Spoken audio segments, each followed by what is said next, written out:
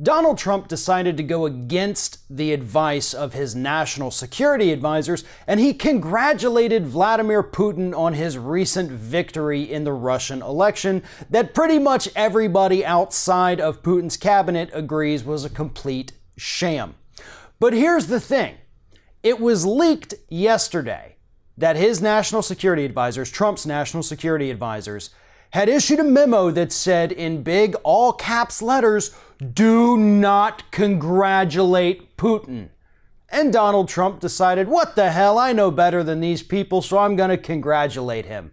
So you would think people would be pretty pissed off at Donald Trump for going against the advice of his national security advisors, but no.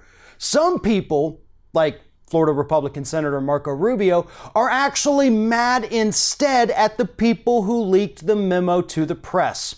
Marco Rubio, following this whole news release, tweeted out the following. "I don't agree with congratulating #Putin, but bigger outrage is this leak that could only come from someone in @POTUS inner circle.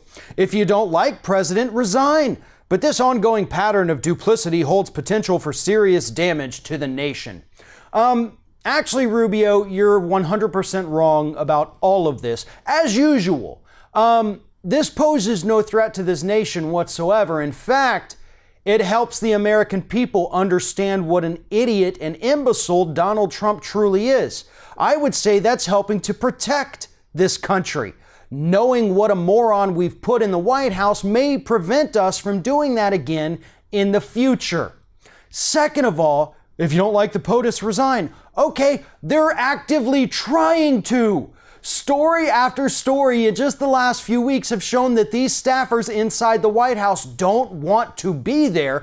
The problem is the job market for former White House staffers under Donald Trump in Washington, D.C. is non-existent.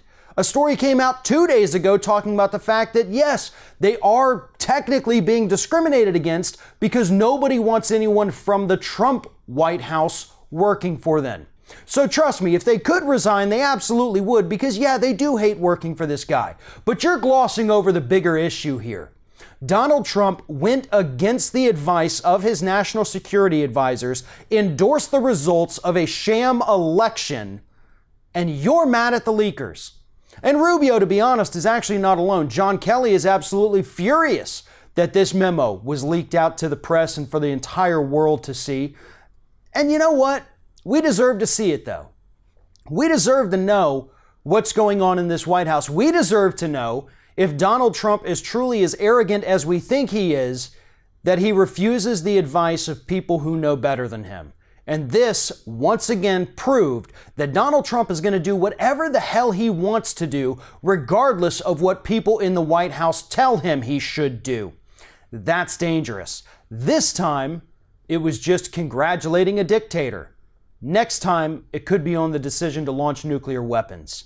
We don't know, but we do know that Trump is not listening to a single person inside that White House. And Rubio's anger here is dangerously misplaced.